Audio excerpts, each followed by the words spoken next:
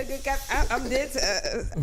Abdou naka nga gisee aussi tam cette situation yi nga xamante ne moom la ñu nemmeeku fan yi ku ci nekk yaa ngi génn gis nañ ne nañ engagement bi état wu Sénégal wi jëloon par rapport ak pacte de stabilité sociale bi respecté wu ko loolu bokk na ci li tax ñu wàcc ci mbedd mi gis nañ les contractuels de bu santé bi gis nañ leen démb ñoom tam ci suba si génn nañ ba xaw a am tuuti xëccoonte ak takk der yi tey vu la situation actuelle bu réew mi déjà rek le fait que le Sénégal bëgg a lever quelque chose te motalul li mu lever woon fan yi sur le marché. Bon merci Fatima. Juste si vous me le permettez dama bëgg a ñëwaat tuuti en arrière. Très rapidement waaw tegaat le doigt sur le voyage du président. Parce que là bon je vais retrouver Salif Joseph sur ses propos il faut que gars yi xam wax naa ko fi à l'entame de mes propos président Bassirou Diomaye Faye demul campagne demul meeting. Tournée économique liggéey moo ko fa yóbbu j'ai entendu mon co-débatteur ne bon Macky Sall def na fa man xaw ma ban Casamance lay wax mais pour man du Casamance bu ma dëkk man dans le département oui non si man Casamance bu ma dëkk dans le département de Bounkiling non déglu ma rek man je suis un fils de la Casamance bu ma dëkk dans le département de Bounkiling j'ai fait là-bas 12 ans avec Macky Sall mos fa inauguré tali amul benn tali bu amul benn infrastructure bu Macky Sall mos a inauguré dans le département de Bounkiling pendant ces 12 ans man maa ko fu wax nag kenn génn démentir moi je suis un fils du département foofu laa juddoo foofu laa yaroo foofu laa màggee donc je les salue tous de passage ne leen na ñëpp génn accueillir le président parce que xam naa ne jox na leen importance ci kaw loolu kon tey bu ñu gisee président bu yéeg premier déplacement côté économique mu dem ci Casamance loolu je pense que tey ñëpp képp kuy doomi Casamance war nga ci ànd accompagne ñu xam ne que c'est pas le moment politique là je m'attendais que même fii parce que naa la wax benn affaire meeting comment encore déclaration bu muy def à Tanaf da ngay gis ñoo xam ne même opposition ñu si jël parole c'est des acteurs il y aura le secteur privé il y aura comment encore l'opposition il y aura le pouvoir ñëppay wax donc je pense que tey moment la boo xam ne képp koo xam ne doomi localité nga am nga loo xam ne jàpp nga ne dafa war a dox te doxut le président mu ngi ñëw dañuy organiser autour quand même ñëpp mënuñu wax mais il y aura quand même ay identités yu wax ñu résumer ko ci groupe ba ñëpp mën a joxe parce que man je donne l'importance s'il vous plaît je donne l'importance cette visite en tant que doomi réew moomu man ça m'a beaucoup impacté lu tax ma wax ko mooy damaa xam lu localité di dund mun naa ne tey parce que 14 communes ba mu daj presque sax amuñ benn hôpital boo xam ne mën nañu def césarien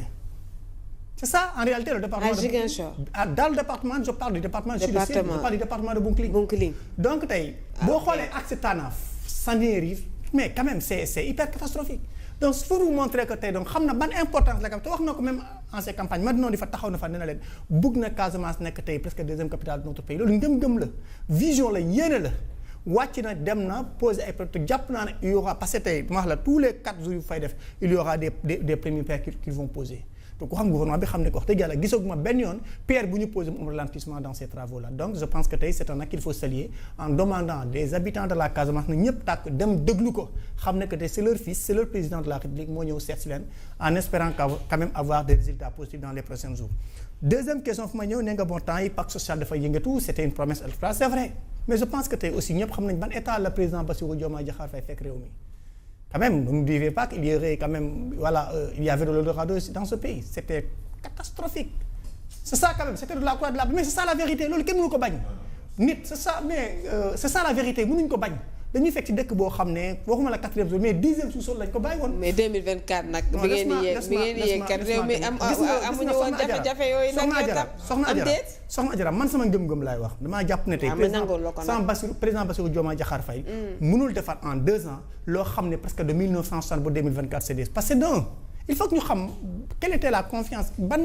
moo gën nag pacte bu liyoon le président et la population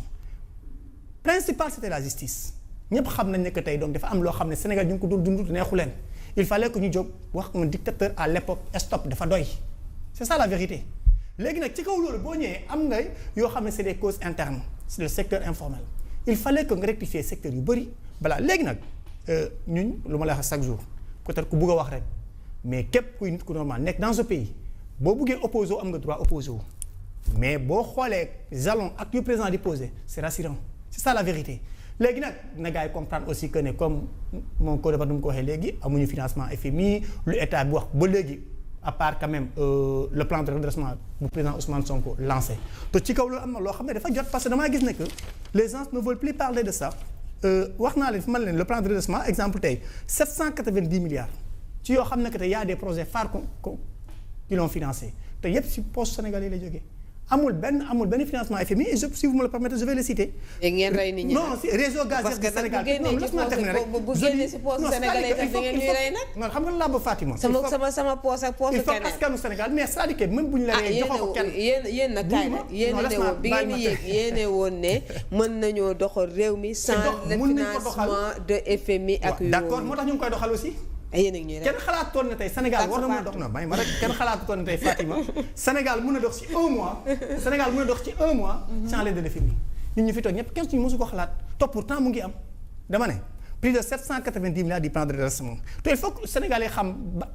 parce que je vois souvent di bon gouvernement bi FMI kitas la lay jox rek bu la joxee kitas moo lay garanti nga dem di toppal nag yow tamit nag bàyyi ma wax ak Sénégalais yi parce que lu ma wax ni dafa jot mu leer Sénégalais les gens doivent comprendre une chose Sénégalais laa bokk de. waaw d'accord mais yow au moins comprendre nga yow comprendre naa sa position parce que journaliste nga am nga droit taxaw mais dama ne. il dafa jot aussi askan bi xam ban effort la président Bassirou Diomaye Diakhar Faye avec le chef du gouvernement Ousmane Sonko di doxal dama ne plan de redressement bu ñu lancé plus de 790 milliards réseau gazier du Sénégal def nañ ci 50 milliards boo xam ne si askanu Sénégal la jógee 66 milliards pour sauver Air Sénégal. bu nekkutoon tey ce plan de redressement suux na 50 milliards. pour sauver la non nañ taxaw ci Air Sénégal. Air Sénégal nga ne fi mu toll nii Air Sénégal ça va nii. mais bon même xam nga tey Fatima mënuñu trouver tey loolu la raado sur le coup. nañ waxante day projet boo gis il y a des départs. d'accord vas-y. ça c'est vrai ou non chaque projet il y a des actes qu'il faut poser. ñëwoon naa fi émission à l'époque ma ne la. à l'époque c'était pas le bilan mais les actes c'est la direction du bateau fan la dëkk bi dem te boo dee foofu lañ toll. très bien dama ne. 50 milliards aussi pour sauver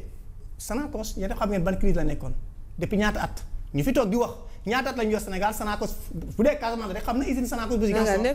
ñaata at mu ngi ci crise. moom fan yii mu ngi wër xaalis sax de débloqué nañ plus de 50 milliards pour Sonacos 50 milliards pour le second pont de Ziguinchor. ñëpp xam nañu Ziguinchor benn pont la yor. muy pont Émile Badiane. waaw moom laa doon wax tout à l'heure. yaa ngi comprendre 50 milliards pour ce second pont de Ziguinchor 50 milliards pour les grands transferts d'eau kenn du ci wax te yëpp si poste sénégalais yi ñun à travers plan de redressement à travers idéologique Diomaye ak Ousmane Sonko lañ ko initié ñoo 50 milliards agropole sud 60 milliards agropole centre et s'il ne reste que ma wax la ko de s'il ne reste que pour réduire le train de vie de l'État rien que ci arbitrage on a regroupé 280 milliards d'économies. et ça nag état xam nga tam dañuy waxtaan. il faut une façon tam tu peux pas ñu toog fii ci plateau bi ñu ba bàyyi la tam ngay dugal foofu ñuy interactive la tamit nag du noonu. xam nga dem nga dim surtout que yenn yu muy wax maa ngi jéggalu xam nga quand tu parles aujourd'hui de la Sonacos. Sonacos tey dégg gis nga le monde agricole lu ñuy dund par rapport à la voilà force moo tax ma tey mënoo ne Sonacos moo ngi dox alors que tey les cultivateurs ñi nga xam ne ñoo ngi béy gerte ils ont des problèmes pour écouler leur stock donc ça c'est trop paradoxal te tey jii yow li nga doon wax par exemple ci Casamance gis nga Casamance Macky Sall bu yemoon rek ci pont Sénégal bi rek def na lu rëy pour Casamance parce que loolu ci côté désenclavement nga indi pont Foundiougne ak Marsassoum parce que ça permet de contourner ak tamit jàmm ci la lépp xaj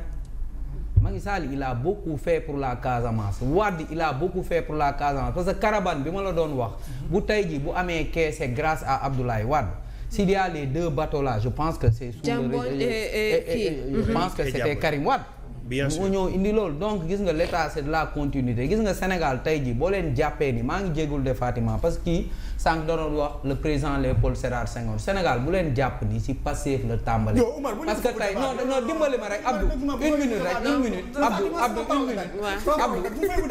waaw baax na yàggale Abdou maa ngi jéggul man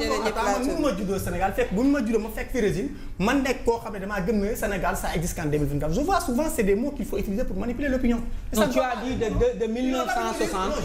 toi tu donnes l'impression que de 1960 à maintenant les gens n'ont fait que détruire le pays les gens n'ont rien fait pour ce pays si on suit ton argumentaire c'est ça qu'on comprend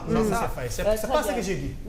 donc vous m'avez mal entendu c'est pas ce que j'ai dit dama ne dafa am pacte bu ñu lié woon pacte de confiance bu lié le peuple et le régime qui est là te pacte boobu damaa jàpp ne dañ ko échelonné depuis l'indépendance ba léegi je ne l'ai pas dit dans tous les axes wax na fi ay réalisation Macky Sall ne bon defar na pont xawma Gambie pont Ziguinchor. pour 12 ans il me parle de 3 ponts wala 2 ponts de la Casamance. mais un hôpital de niveau 3 à Ziguinchor, il y a pas un hôpital de niveau 3 à Ziguinchor. Un hôpital de niveau 3, ça veut dire qu'aujourd'hui les gens n'évacuent pas. Ça veut dire que dans cet hôpital là il y a toutes les spécialités. loolu rek am na benn impact bu rëy si dans la région. mais la Casamance réside uniquement à Ziguinchor. ça prouve que ne ñii luñ ci kii lu muy wax bon je pense qu'il ne maîtrise pas bien la Casamance, ça la vérité ça va. mais Sédhiou tamit am na hôpital de niveau 3. région de Sédhiou région de Kolda dañu nekk région yoo xam ne tey mun naa ne parce que ñoo yor moteur à part centre ville bu Ziguinchor ñoo yor moteur Casamance munoo comprendre tey Sédhiou ba mu daj benn hôpital régional moo fa nekk bu mën a def hôpital régional muy hôpital bu Sédhiou. waaw dëgg la. Bounkiling c'est-à-dire que tey Casamance dafa nekk région bu yaatu dama ne dans le département de Bounkiling. Casamance boo ko waxee li mu tënk dafa bëri parce que plus de 30 kilomètres parfois nit feebar nga war ko teg saret mu wuti fan taliba route nationale ak route nationale nga war ko teg ci oto mu wuti Bounkiling ak Bounkiling nga war ko teg ambulance Ziguinchor wala Sédhiou ñaata la si ñàkk par bakkan et pourtant nit lañ fi confié depuis pendant 12 ans ma ne mosul teg tànkam dans le département de Bounkiling pour inaugurer benn chantier bu amee nañ ñoo ko wax et se permettre parce que lan la